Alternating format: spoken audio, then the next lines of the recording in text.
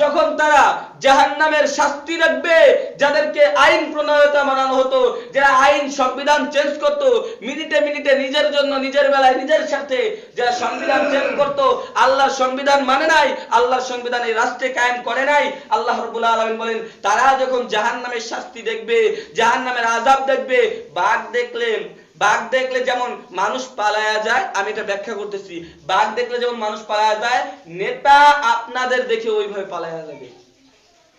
আপনাদের দেখছে তো নেতা পালায়া যাবে।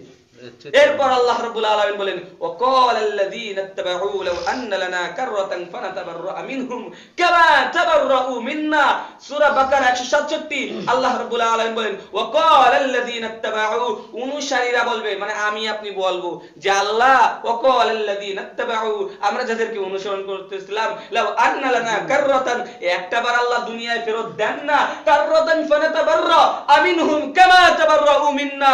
আল্লাহ আপনার নামের শপথ, ওরা যেইভাবে আজ আমাদের সাথে সম্পর্ক ছিন্ন করিল, আমরা ওদের সাথে দুনিয়ায় কোনো সম্পর্ক রাখবো না। আল্লাহ আমাদেরকে একটাবার আমাদেরকে দুনিয়ায় পাঠিয়ে দেন। আল্লাহ বলেন এ জালিম, তোকে আমি কোরআন দিয়েছিলাম, হাদিস দিয়েছিলাম, ইমাম বয়ান করেছিল, মানিস নেই, ইমামের উপর হুঙ্কার, ইমামের উপর অত্যাচার করেছিলি, তখন কোথায়?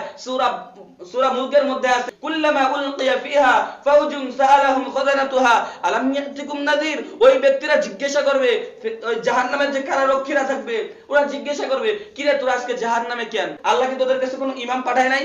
আপনার কাছে কি আমি কোরআন হাদিস বর্ণনা করতেছি কেউ করতেছি না? বলেন, জবাব দেন, করতেছি কিনা?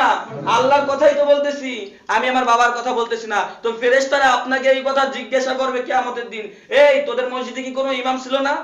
আল্লাহর কথা বলে নাই, রাসূলের কথা বলে নাই, এগুলো হারাম এগুলো হালাল এই কথা বলে নাই, এগুলো কি বলে নাই? তখন আপনি বলবেন আলাম ইয়াতিকুম নাযীর, তখন সে বলবে যে হ্যাঁ আমাদের কাছে আসছিল।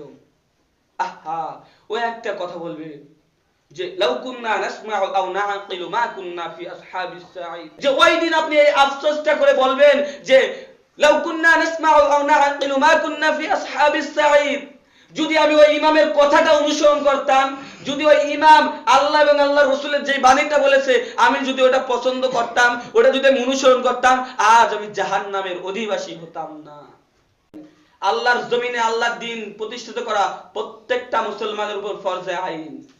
কখন? নামাজ পড়ার সময়, তখন প্রত্যেকটা হালতে, প্রত্যেকটা সময়, প্রত্যেকটা সেকেন্ডে। যেই দেশে ইসলাম নাই, যেই দেশে খেলাফত নাই, ওই দেশে মুমিনরা বেঁচে থাকে মরিচিকার মতো। মরিচিকা দেখেছেন? মরিচিকার মতো সবুজ ঘাস যেমন বেঁচে থাকে, ঠিক ওই রকম। লোলা পানি খেতে যেমন অস্বাদ লাগে, ভালো লাগে না, ঠিক ওইভাবে একজন মুমিন মুসলমান খেলাফত বিহীন ঠিক ওইভাবেই বেঁচে থাকে ভাই।